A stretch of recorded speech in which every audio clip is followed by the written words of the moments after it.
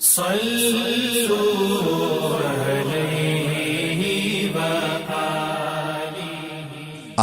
صلی اللہ علیہ وآلہ وسلم پر وحی کا ابتدائی دور اچھے سچے پاکیزہ خوابوں سے شروع ہوا۔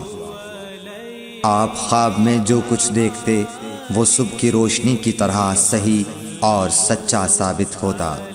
پھر من جانب قدرت آپ تنہائی پسند ہو گئے اور آپ نے غار حرا میں خلوت نشینی اختیار فرمائی اور کئی دن اور رات وہاں مسلسل عبادت اور یاد الہی و ذکر میں مشغول رہنے لگے۔ جب تک گھر آنے کو دل نہ چاہتا توشہ ہمراہ لیے ہوئے وہاں رہتے۔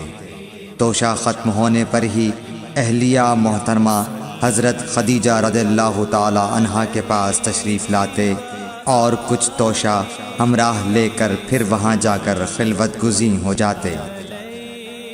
یہی طریقہ جاری رہا یہاں تک کہ آپ پر حق منکشف ہو گیا اور آپ غار حرا ہی میں قیام پذیر تھے کہ اچانک حضرت جبرائیل علیہ السلام آپ کے پاس حاضر ہوئے اور کہنے لگے کہ اے محمد پڑھو۔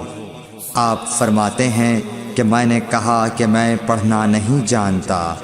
آپ صلی اللہ علیہ وسلم فرماتے ہیں کہ فرشتے نے مجھے پکڑ کر اتنے زور سے بھینچا کہ میری طاقت جواب دے گئی۔ پھر مجھے چھوڑ کر کہا پڑھو۔ میں نے پھر وہی جواب دیا کہ میں پڑھا ہوا نہیں ہوں۔ اس فرشتے نے مجھ کو نہایت ہی زور سے بھینچا کہ مجھ کو سخت تکلیف محسوس ہوئی۔ پھر اس نے کہا کہ پڑھ۔ میں نے کہا میں پڑھا ہوا نہیں ہوں۔ فرشتے نے تیسری بار مجھ کو پکڑا اور تیسری مرتبہ پھر مجھ کو بھینچا۔ پھر مجھے چھوڑ دیا اور کہنے لگا کہ پڑھو اپنے رب کے نام کی مدد سے جس نے پیدا کیا اور انسان کو خون کی پھٹکی سے بنایا۔ پڑھو اور آپ کا رب بہت ہی مہربانیاں کرنے والا ہے۔ بس یہی آیتیں آپ حضرت جبرائیل علیہ السلام سے سن کر اس حال میں غار حرا سے واپس ہوئے کہ آپ کا دل اس انوکھے واقعے سے کانپ رہا تھا۔ آپ حضرت خدیجہ کے ہاں تشریف لائے اور فرمایا کہ مجھے کمبل اوڑھا دو، مجھے کمبل اوڑھا دو۔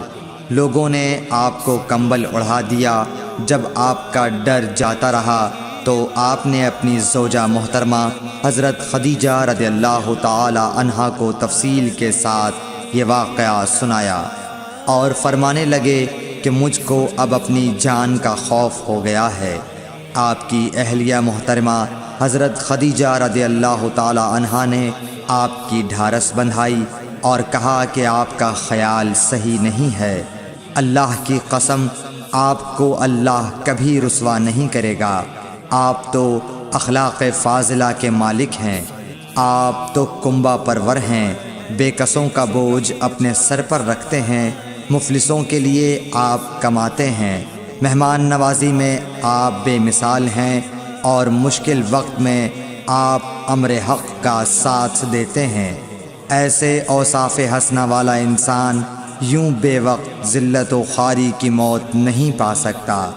پھر مزید تسلی کے لیے حضرت خدیجہ رضی اللہ تعالی عنہا آپ کو ورقہ بن نوفل کے پاس لے گئیں جو ان کے چچا زاد بھائی تھے اور زمانہ جاہلیت میں نصرانی مذہب اختیار کر چکے تھے اور عبرانی زبان کے کاتب تھے۔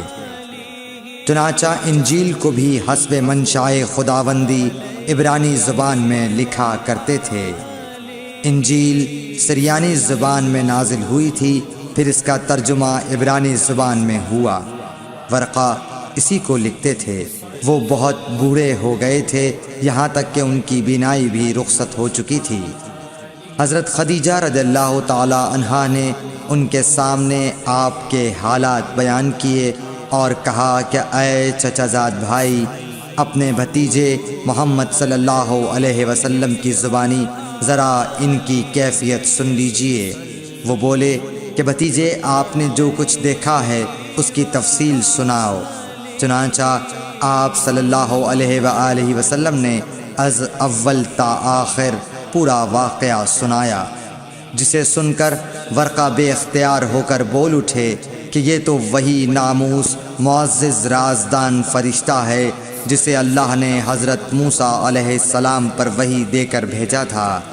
کاش میں آپ کے اس عہد نبوت کے شروع ہونے پر جواں عمر ہوتا، کاش میں اس وقت تک زندہ رہتا جب کہ آپ کی قوم آپ کو اس شہر سے نکال دے گی۔ رسول کریم صلی اللہ علیہ وآلہ وسلم نے یہ سن کر تعجب سے پوچھا کہ کیا وہ لوگ مجھ کو نکال دیں گے، حالانکہ میں تو ان میں صادق و امین و مقبول ہوں۔ ورقہ بولا، ہاں یہ سب کچھ سچ ہے، مگر جو شخص بھی آپ کی طرح امر حق لے کر آیا لوگ اس کے دشمن ہی ہو گئے ہیں۔ اگر مجھے آپ کی نبوت کا وہ زمانہ مل جائے تو میں آپ کی پوری مدد کروں گا، مگر ورقہ کچھ دنوں کے بعد انتقال کر گئے، پھر کچھ عرصے تک وحی کی آمد موقوف رہی۔